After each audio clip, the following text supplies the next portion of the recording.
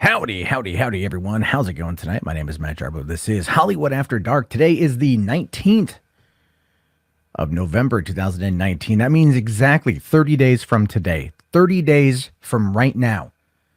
Most of us, I'm assuming most of you, I know I will be having just walked out, or at least a couple hours ago, walked out of my first time seeing Star Wars Episode 9, The Rise of Skywalker. Finally concluding the Skywalker Saga, getting it all ready.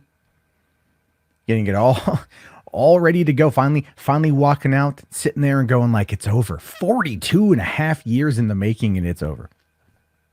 I'll be full of mixed emotions.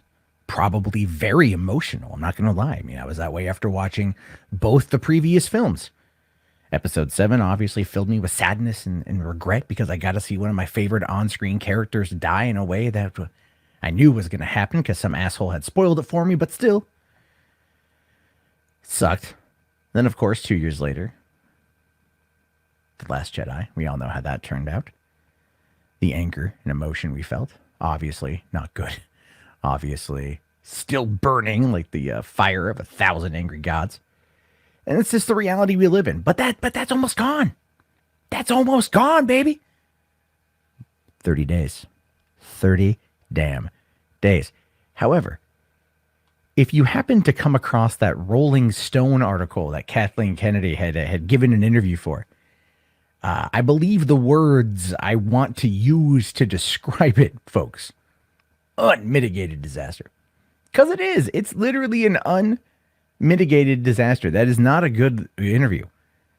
I mean, like, she tried to invoke Indiana Jones at some point to talk about the darkness of the middle film of a trilogy, talking about Temple of Doom as being that darker film.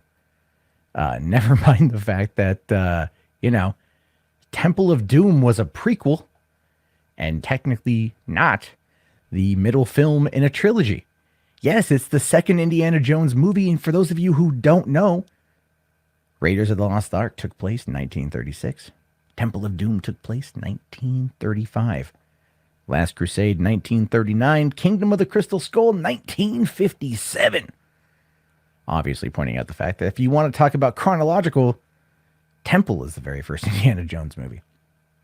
Although I believe it was the first one to bear its name.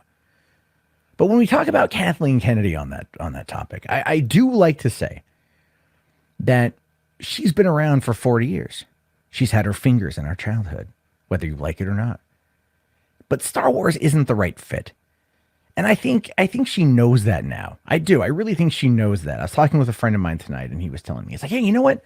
Maybe she'd be better off for TV. Maybe she'd be better off with TV because The Mandalorian, man, The Mandalorian's great. I got to do a solid video on The Mandalorian, right? I got to sit there and talk about that from the perspective of meme culture and the terms or memes of endearment, right? Really, because you can tell how much something is loved by how much it is memed and the positive. And people are memeing the hell out of Baby Yoda, man. Everyone loves Baby Yoda. It's great stuff. I get memes sent to me every day that are just hysterical because people really love Mandalorian 2 episodes in, and it's already got a very diehard, very dedicated fan base, which is exactly what Disney wants. And don't worry, we're going to be talking a little bit about Disney and maybe some of the problems that they're going to be having here down the road. Because believe me, they're going to be having some serious problems if these reports are to be believed. But really, when you think about this interview with Kathleen Kennedy, it's not good. It's a bad look because it shows that she confirms, and I said this in my video, she confirmed that she had no plan. She confirmed that they're now trying to have a plan, that they don't have a plan even for the future, but they're trying to figure it out now. We've learned our mistakes. Please don't hate us. But Mandalorian, I think that's where it's at.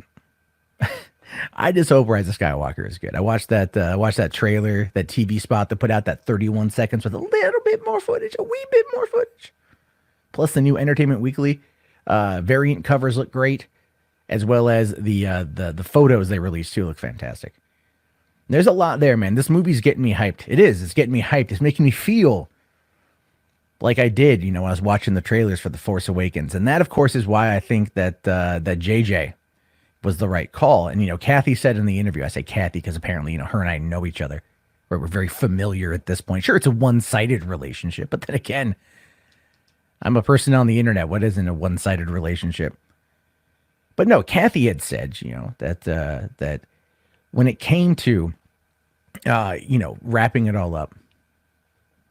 Oh, God damn it. What was the line she used? It doesn't even really matter at this point. They've bungled it a lot, right? They said it's a hard nut to crack. JJ was brought in, to kind of wrap up the storyline.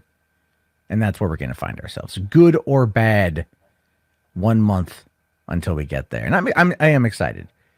Oh yeah, I know. Talking about the excitement level. Let me just kind of again float this theory out there. This is how I view it. JJ is going to use. Disney and JJ are going to use the hype from The Mandalorian. There's a reason why it's penultimate episode, the episode before the season finale, is the same week as the Rise of Skywalker. Not on the same day, but 2 days before. There's a reason for that. It has everything to do, I think, with Baby Yoda and the Camino cloner and just tying it in to the Rise of Skywalker. But we're not going to know for certain until we go see the movie. And of course, if there's a big revelation that ties into Mando, how many people are going to lose their collective shit in the theater if they're watching Rise of Skywalker and there's this direct connection to Mandalorian?